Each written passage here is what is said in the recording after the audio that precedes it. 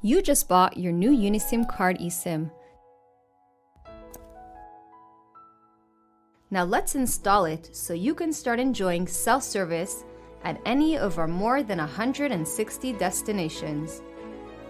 First, make sure your phone is eSIM compatible, unlocked, and connected to the internet.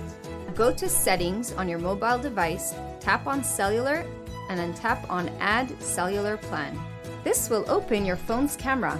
Scan the QR code you received when you purchased your eSIM and tap on Add Data Plan.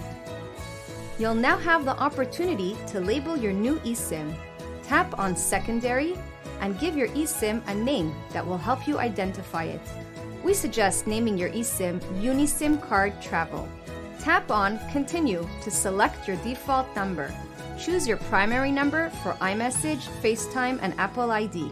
Next, set your Unisimcard eSIM data as your default mobile data line. You need this turned on to update the APN settings, which we'll get to in a bit. Make sure to turn off Allow Mobile Data Switching to avoid high roaming bills on your primary data plan. You sometimes need to change your APN settings. Go back to Settings, Cellular, and choose your recently installed Unisimcard eSIM.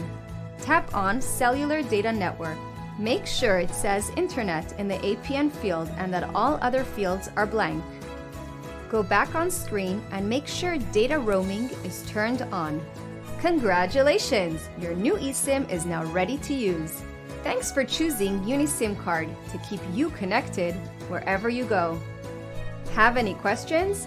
Visit us at www.unisimcard.biz.